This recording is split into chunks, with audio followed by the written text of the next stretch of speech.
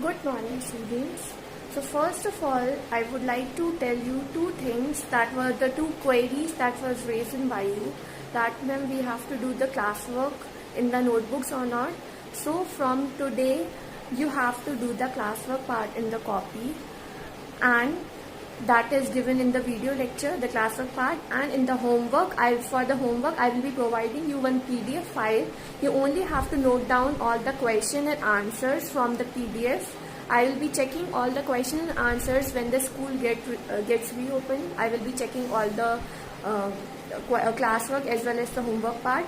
So classwork part you will be doing from the video lecture, that the notes part. And for the homework I will be providing you the PDF, the question and answers. That question and answers you will be writing in the registers. So that was the first question. Students, so today we are just continuing with our chapter, that is communication skills. But before continuing with the chapter, first we will be discussing the question answers that I have given you on Wednesday. Okay, so the first question was what is meant by communication? So the answer is given in the first slide. That is, communication is the process of transferring of information between two or more people. So this is the answer of question number 1. Now next question, what are the elements of communication? So for this, again the elements are that the first element is message, information to be conveyed, sender, encoding, communication channel, receiver, decoding, feedback. Now what you have to do, you have to write the details also of these elements. You don't only have to name the elements, you also have to write down the description also about the elements. Okay, now next question is the important one. What do you mean by the two-way communication? For this, many 2 to 3 queries came to me, that what is the answer of this question. So in this question, the same answer you have to write. Communication, a two-way process. So in this, a communication consists of sender as well as receiver. What does sender do? Sender conveys a message to another person and receiver gives back a response. So it is, the whole process is known as a communication two-way process. Okay, and the last question is, explain the barriers of effective communication. So again, the barriers are 3 types of barriers. The first one is environmental barrier, in which the physical conditions affect the communication. Situational barriers, noise affects the communication. And the last one is individual barrier, in which the different emotions are there of a person. Okay, so all 3 barriers are the different barriers of effective communication. Okay, so now we are continuing with our chapter.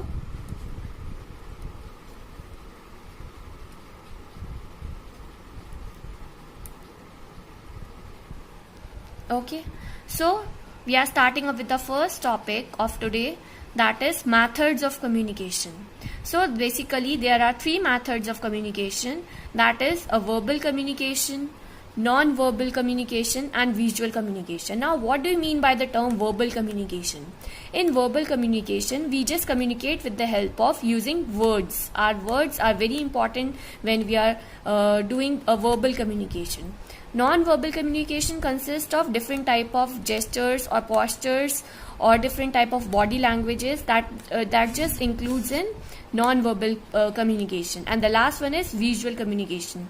In this type of communication, all the map work, all the design part, or all the different parts that are included in different area that we can see, okay, that we can visualize, that just includes in visual communication. Okay,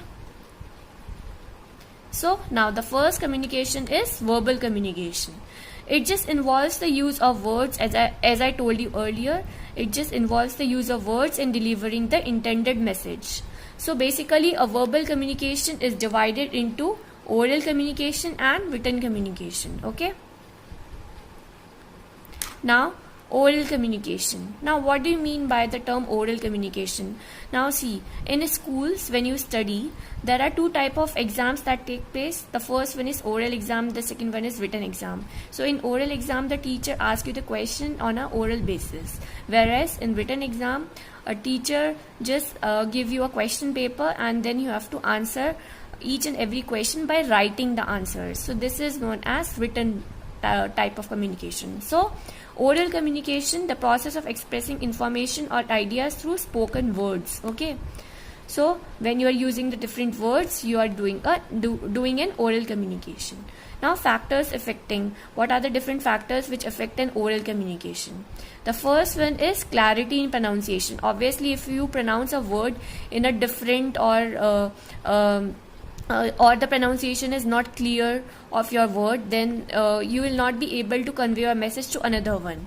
Your volume should be normal one, because if it is high pitch volume or a low pitch volume, then it becomes very difficult for the listener to listen to you. Choice of words. Your words should be of it should be proper, because words matters a lot of a person. And the fourth one, length of communication. If you just communicate with a person who is in front of you, and the message that you are conveying to that person is precise, so it is much more easier to just understand the message by the receiver, to just understand it properly. And the last one is fluency. The fluency of yours should be proper. Okay, the fluency should be good of yours.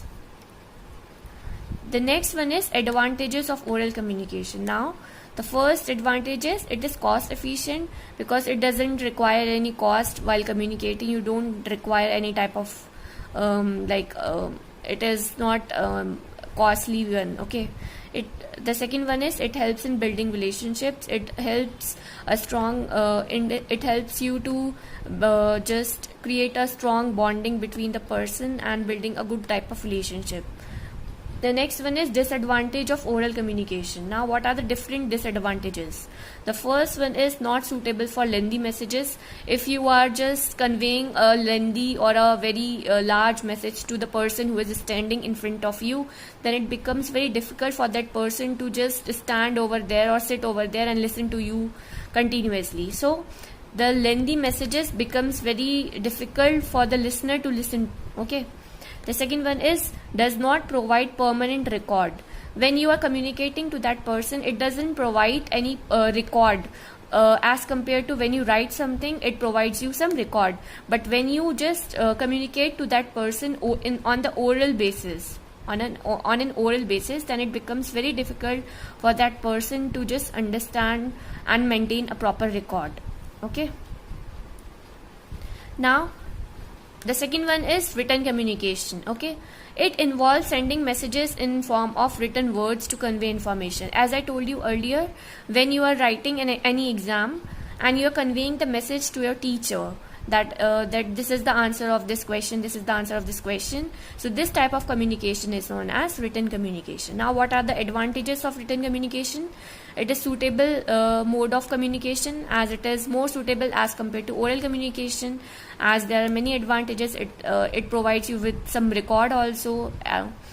Advantages. The second advantage is written content has legal validity. As you write something, it just becomes a legal record, because when we are writing something, then it just becomes as proper legal as when we just speak something to any other person standing before us. So it just becomes difficult for the person to understand that particular language if your language is not proper. But if you're writing something, your content is good one, so it just automatically becomes a legal language. Okay. Now, the disadvantages: requires time for drafting the message. So when you are writing something and you want to communicate to with the help of writing to the other person that is in front of you, so it becomes very difficult for us to draft a large message and convey our message to that person. and the second one is delays in decision making.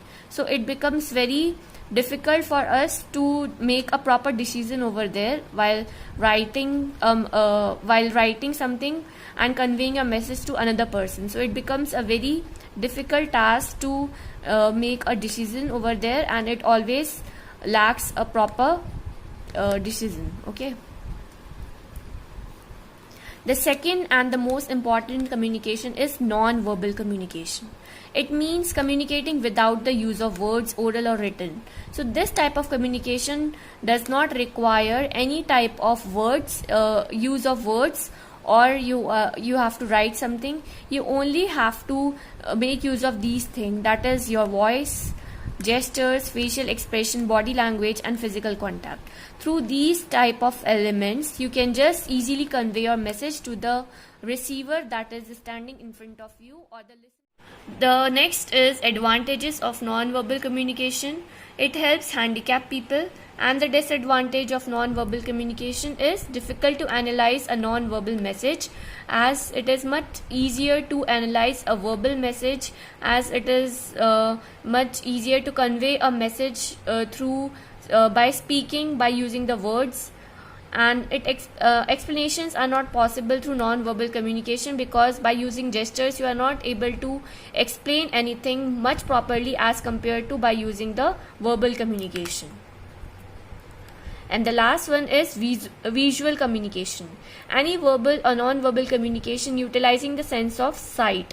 For example, maps, charts, graphs, etc. I told you earlier also that in this type of communication involves the sense of sight. It means that by seeing these type of elements, you can easily communicate with that particular thing. Like maps easily shows the street or the roads through to which you want to go. Charts you can easily visualize. Graphs also you can easily visualize. Now, what are the advantages? Complex data easy to comprehend. Like if you have a large data of COVID-19, okay, and you want to analyze it and you want to make a chart of it, okay, so it just becomes a very difficult task to just write each and every patient name and that numbers through state wise. So by using the charts you can easily convey the message, or the graphs you can easily convey the message to the government that in this state this number of patients are there, in this state this number of patients are there of COVID-19. Okay, now the second one is makes communication more interesting. Visual communication, just always you can see that by using the charts or graphs you can easily understand the things as compared to the things which are written. Disadvantages: aids used are costly. Maps, charts, graphs, etc. Some of the maps, charts, graphs are very costly also. So I don't think that much people prefer it. Second one is presentation of information becomes complex.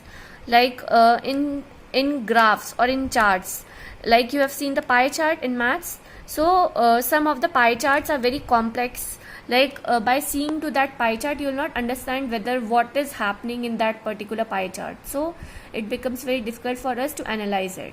So that's all for today. Just revise all the topics that I have made you taught.